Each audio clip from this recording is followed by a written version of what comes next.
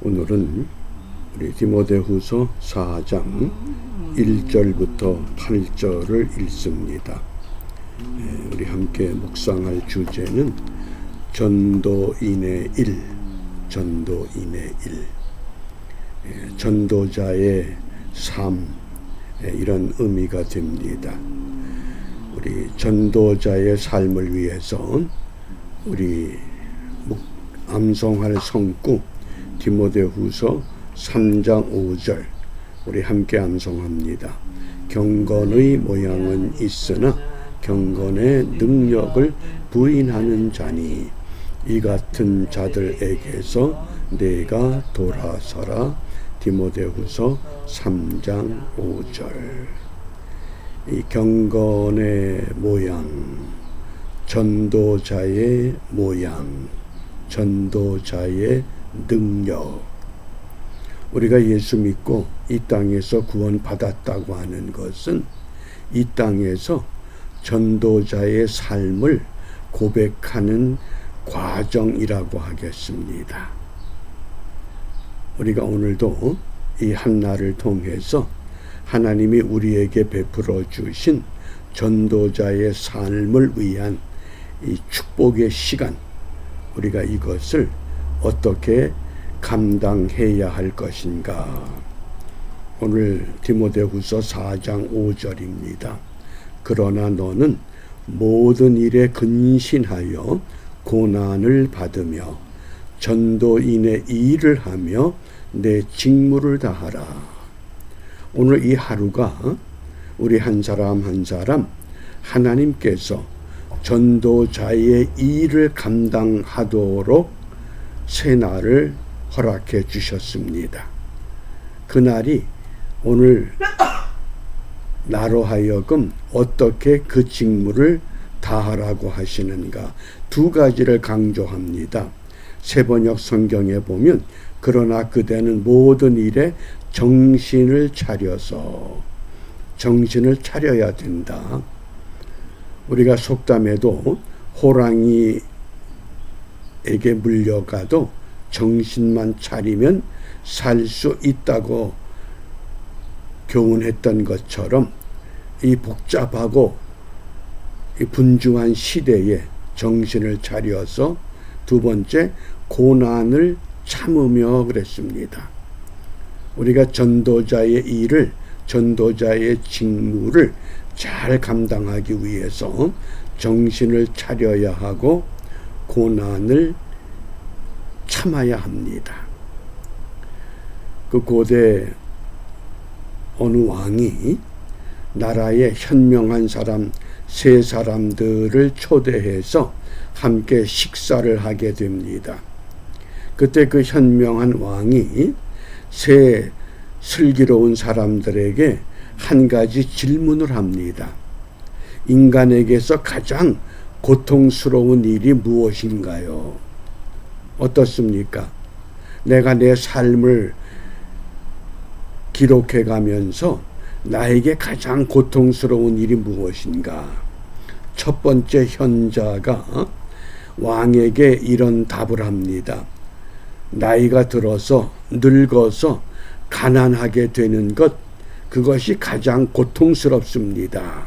왜냐하면 젊어서 가난해지는 경우는 열심히 노력해서 가난을 극복할 수 있지만은 나이가 들어서 가난해진 경우는 회복하기가 불가능하기 때문에 늙어서 가난하게 되는 것, 이것이 고통스러운 일입니다. 그러자 두 번째 현자가 몸에 병이 드는 것, 이것이 참 고통스럽습니다. 왜냐하면 몸에 병이 들면 돈의 가치가 무슨 소용이 있습니까? 또 맛있는 음식, 천하절경, 그게 다 무슨 의미가 있습니까? 음식도 필요 없고 놀라운 경치, 풍경도 도움이 되질 않습니다. 첫 번째는 늙어서 가난하게 되는 것, 두 번째는 몸에 병이 드는 것. 그러자 세 번째 현자가 의미 있는 일을 한 번도 하지 못했다고 하는 것. 일생을 예수 믿으면서 예수 믿는 의미 있는 일을 한 번도 못했다. 그것처럼 고통스러운 것이 없다고 강조합니다. 어떻습니까? 우리가 일생 동안 예수를 믿으면서 과연 나는 예수 믿는 믿음의 사람으로 의미 있는 일 무엇을 감당했는가? 오늘 사도 바울은 믿음의 아들 디모데에게 전도인의 일, 이것을 네가 바르게 감당해야 된다. 왜냐하면 1절입니다. 하나님 앞과 산자와 죽은 자를 심판하실 그리스도 예수 앞에서 그의 나타나실 것과 그의 나라를 두고 엄히 명하노니. 이 바울은 그리스도 예수에 대한 특별한 정의를 오늘 믿음의 아들 디모데에게 소개합니다. 그리스도 예수는 어떤 분이냐? 산자와 죽은 자를 심판하실 주다. 장차 살아서 주님을 영접하는 사람도 있을 터이고 이미 죽었다가 다시 살아나서 주님을 영접할, 재림의 주님을 영접하게 될 텐데 그때 그 예수님은 심판의 주가 된다. 심판의 주. 우리는 주로 구원의 주, 사랑의 주, 은혜의 주 이렇게만 생각하는데 바울은 그렇지 않습니다. 심판하실 그리스도 예수시다. 그러므로 무엇을 해야 되겠느냐? 심판하실 그리스도 예수 앞에 우리가 서게 될 때 2절입니다. 너는 말씀을 전파하라. 말씀을 전파하는 이 전도자의 직무, 전도자의 일, 이것을 때를 얻든지 못 얻든지 항상 힘쓰라. 어떻습니까? 우리가 이제까지 신앙생활 해오면서 이 말씀을, 이 복음을 전파하기 위해서 때를 얻든지 못 얻든지 정말 항상 힘썼는가? 항상 힘쓰기 위해서 범사의 오래 참음과 가르침으로 경책하며 경계하며 권하라 그랬습니다. 항상 힘쓰라. 성경에 보면 우리가 항상 힘써야 할 것 5가지를 말씀합니다. 항상 기뻐하라. 항상 선을 쫓으라. 항상 배우라. 항상 감사하고 기도하라. 항상 찬미의 제사를 드리라. 왜? 말씀을 전파하는 전도자의 직무를 바르게 감당하기 위해서는 우리의 관심이 어디에 가 있어야 되느냐? 오늘 나의 관심이 어디에 몰려 있습니까? 옷입니까? 먹을 겁니까? 거주할 곳입니까? 어떤 것입니까? 전도자는 모든 촉각, 모든 관심을 어떻게 하면 말씀을 바르게 전파할 수 있을까? 이것이 우리의 초점으로 하나가 되어져야만 분명히 이 어려운 시대에 전도자의 직무를 바르게 경주할 수 있다고 말씀합니다. 왜 그렇습니까?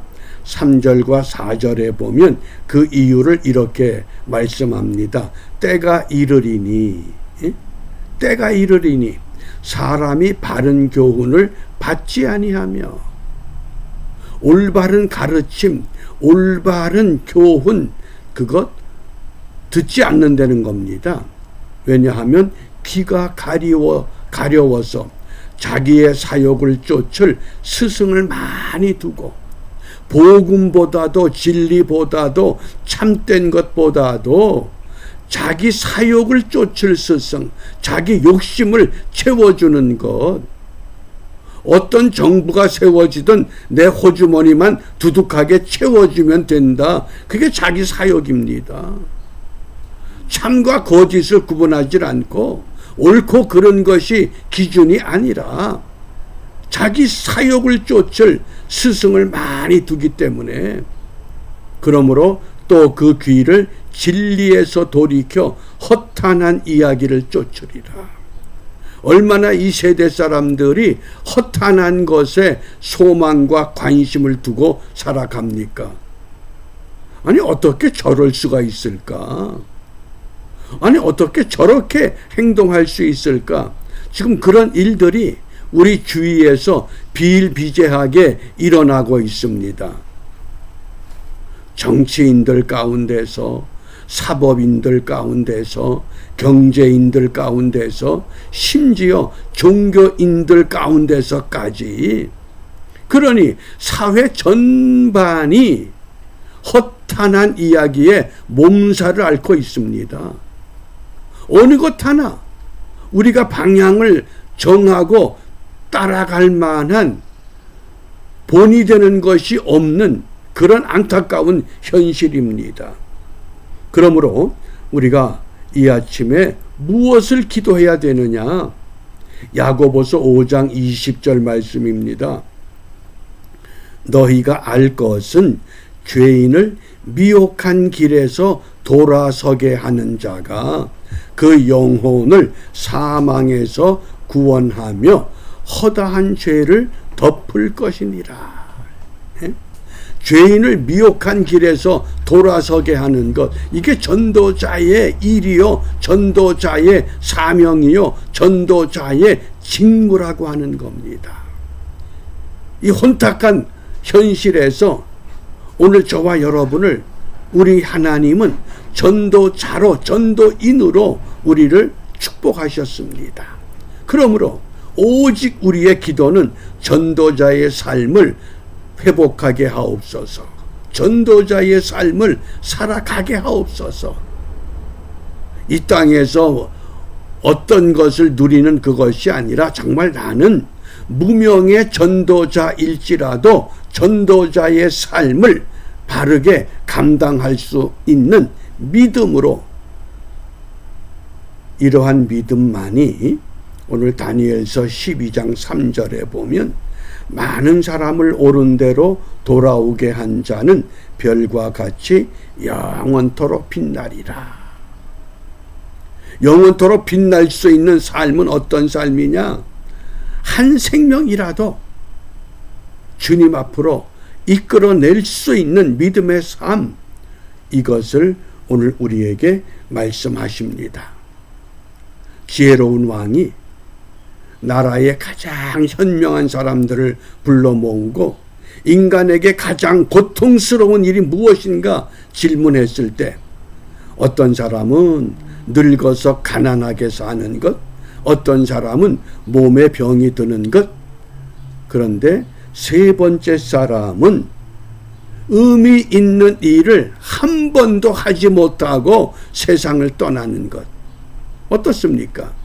일생 예수를 믿는다고 우리가 고백하면서 예수 믿는 의미로 있는 일을 내가 얼마나 바르게 경주하고 감당했는가. 그러므로 이제 우리의 남은 생애가 전도자의 일, 전도자의 직무, 이것을 바르게 감당할 수 있는 축복의 삶을 결단하는 이 아침 시간 되시기를 바랍니다. 기도하겠습니다. 자비로우신 아버지 하나님, 감사합니다.